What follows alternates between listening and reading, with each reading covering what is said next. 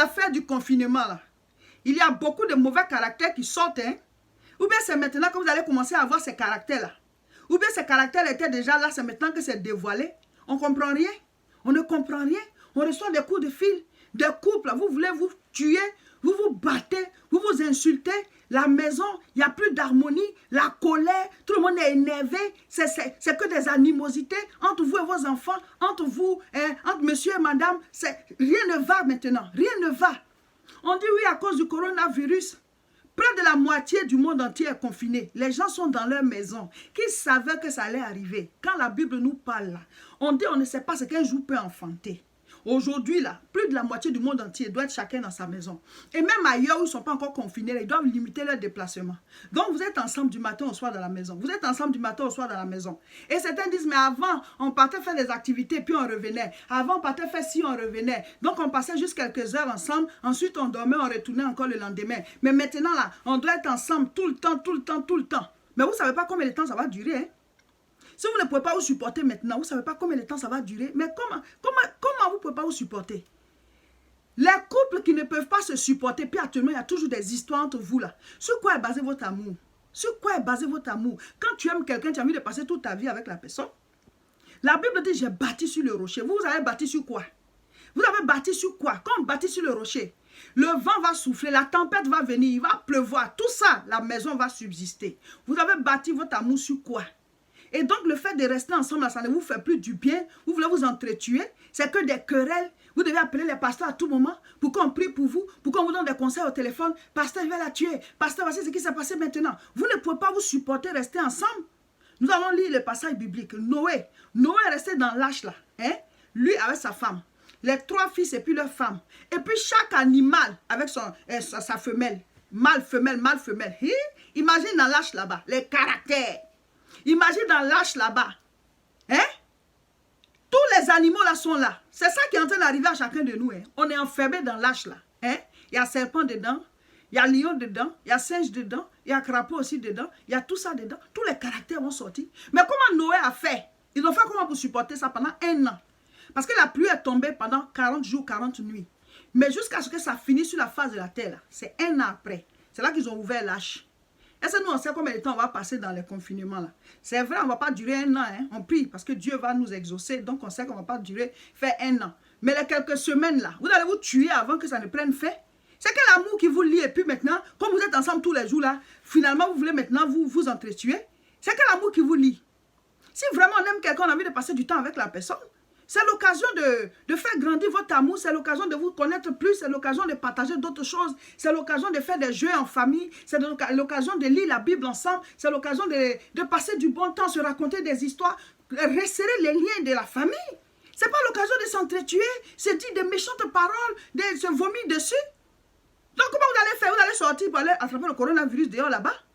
Il y a des choses qui se passent dans les maisons. Hein? Et donc vous préférez attraper le corona, vous allez sortir. Pour aller prendre un peu d'air. Cette personne-là m'étouffe. Mon mari m'étouffe. Ma femme m'étouffe. Vous êtes en train de vous créer des problèmes. Chacun ne peut pas faire un effort sur son caractère pour dire qu'il faut que j'arrive à supporter. Il faut que j'arrive à me faire supporter. Pourquoi on ne peut pas faire l'économie des mauvais comportements? Pourquoi on ne peut pas faire l'économie des mauvaises paroles? Pourquoi on ne peut pas faire l'économie des mauvais actes? C'est que tu sais que ça peut te déranger. Pourquoi tu le fais? Pourquoi on se met tellement à l'aise de pouvoir, et puis au point où la liberté des autres n'existe plus? Pourquoi on va se mettre à l'aise au point d'enfreindre dans la liberté des autres? Pourquoi? Vous savez ce qu'on est en train de vivre comme situation là.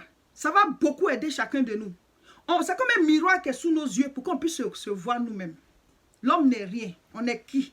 On n'est rien. On n'est rien. On est tous dans l'arche maintenant. Chacun voit son comportement. Chacun voit, tu vois ton comportement puis tu vois pour l'autre. C'est l'occasion de rectifier le tir. C'est l'occasion de laisser Dieu nous transformer. Ça ne sert à rien d'être méchant. Ça ne sert à rien d'être rancunier. Ça ne sert à rien d'être palabreux. Ça ne sert à rien de garder des dents à l'autre et de l'attendre au tournant. La revanche ne sert à rien. Ça ne sert à rien. Au contraire, ça crée le mal, ça crée le mal, ça crée le mal. Parce que la Bible dit, celui qui verra le mal pour le mal, là, le mal quitte pas sa maison. Donc tu es en train de planter le mal à ce moment, ça va pousser seulement. Ce qui se passe dans les maisons, là, c'est de ça que je suis en train de parler. En plein confinement, il y a quoi dans les maisons? La dernière fois, j'ai parlé de ceux qui ne sont pas chez eux. Et puis, ils habitent chez quelqu'un en plein confinement, et puis on les maltraite. Je vais faire encore une parenthèse dessus. Quelqu'un est chez toi. C'est vrai, la personne peut être méchante. La personne peut être mauvaise. Mais je te dis, en tant qu'enfant de Dieu, si tu vas attirer la grâce sur ta maison, toi, sois bien avec la personne. Sois bon, sois bonne avec la personne jusqu'à ce qu'un jour quitte chez toi.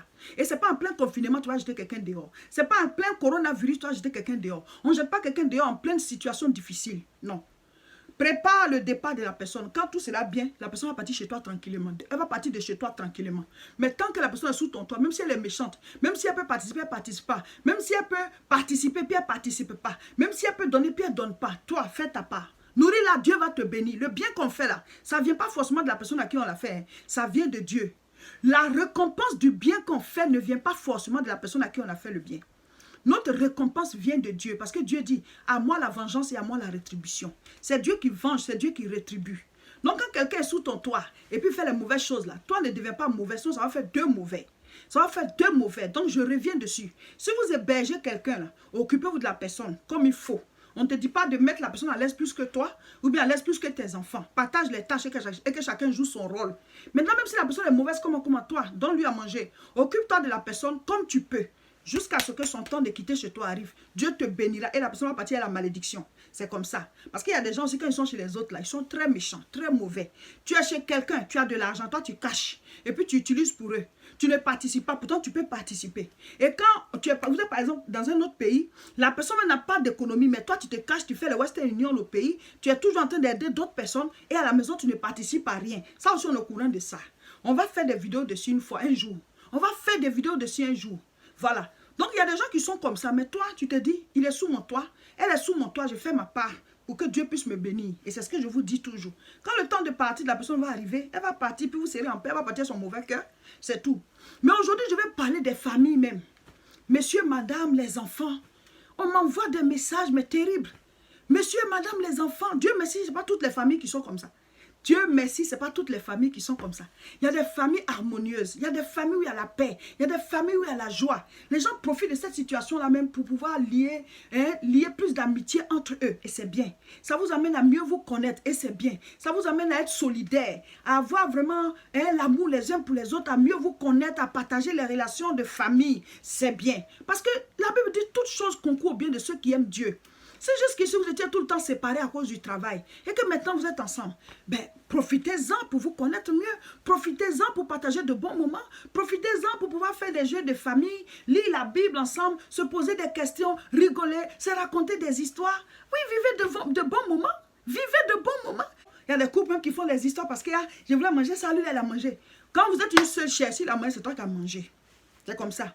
Il y en a aussi qui sont très égoïstes. Tu as déjà mangé, laisse aussi à l'autre. Il y a tout ça, ça dit c'est des choses, on n'a pas besoin de vous dire. Vous deviez comprendre. Mais il y a des gens qui sont méchants, foncièrement méchants. Et là, maintenant, c'est en train de sortir. J'aimerais vous dire, il faut que chacun de nous prenne la parole de Dieu. Il faut que chacun de nous prenne la parole de Dieu comme un miroir. Pour regarder dedans, pour enlever les déchets qu'il y a dans notre cœur, pour enlever les déchets qu'il y a sur notre visage. La parole là, quand on se met, le miroir, quand on se met devant, c'est pour pouvoir rectifier le tir. Quand tu écoutes la parole, il faut rectifier. Rectifie ta vie. Parce qu'un jour, on sera jugé par Dieu. Même les couples seront jugés. Les foyers seront jugés. Les enfants, relations père et mère seront jugés. Parce que là où Dieu a dit, ça, il faut faire comme ça, tu ne fais pas là. Ça veut dire qu'il y a un jugement qui sera fait là-bas. Voilà. La Bible dit, hommes, aimez vos femmes. Femmes, soyez soumises. Les enfants, respectez vos parents. Et les parents, n'irritez pas vos enfants. Dieu a réglé les relations entre nous, dans nos familles. Donc, si on n'arrive pas à se supporter là, et que ça crée des dégâts, on sera jugé par Dieu. Que chacun de nous se ressaisisse.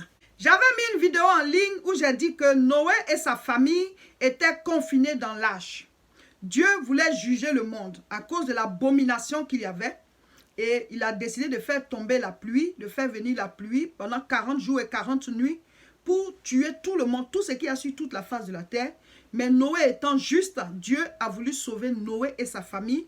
Et comme après ce déluge-là, Dieu voulait encore que le monde reprenne, il a dit à Noé de sauver aussi les animaux deux par deux, un mâle, une femelle, de les faire rentrer tous dans l'arche, qui était comme un grand bateau, voilà, dans lequel ils allaient rester durant tout le temps où l'eau allait sur la face de la terre.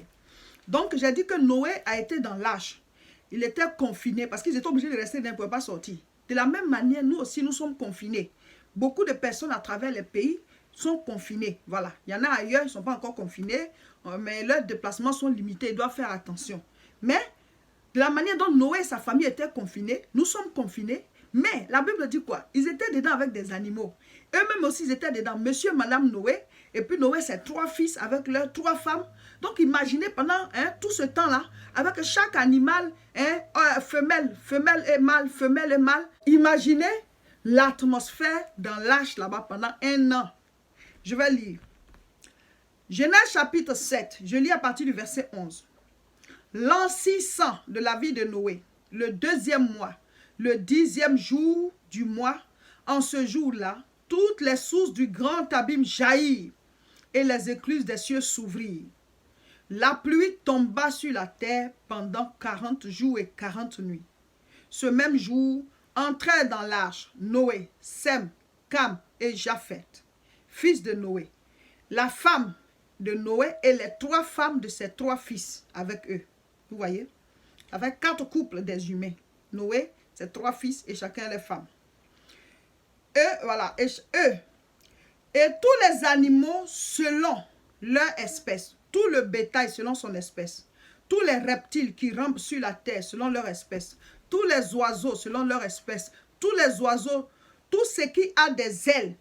Ils entrèrent dans l'arche auprès de Noé 2 à 2, de toute chair ayant souffle de vie. Il entra mâle et femelle de toute chair, comme Dieu l'avait ordonné à Noé. Puis l'Éternel ferma la porte lui-même. C'est Dieu qui a fermé la porte. C'est Dieu lui-même qui a fermé la porte. Pour dire que c'est le Seigneur qui nous a permis d'être en confinement. Quand le temps va arriver, Dieu lui-même va ouvrir. La chose là va prendre fin et on va sortir. Mais en attendant, là, dans l'arche là-bas, vous devez gérer vos comportements. Vous devez gérer vos humeurs. Il y a des gens qui sont difficiles à vivre.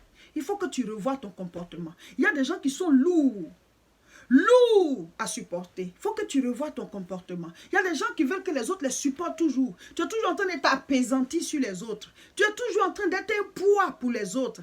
Tu fatigues les autres. Ou alors, quand tu es là, tout c'est que toi. Tu ne penses pas aux autres. Tout ça, c'est à revoir. Genèse chapitre 8, à partir du verset 13.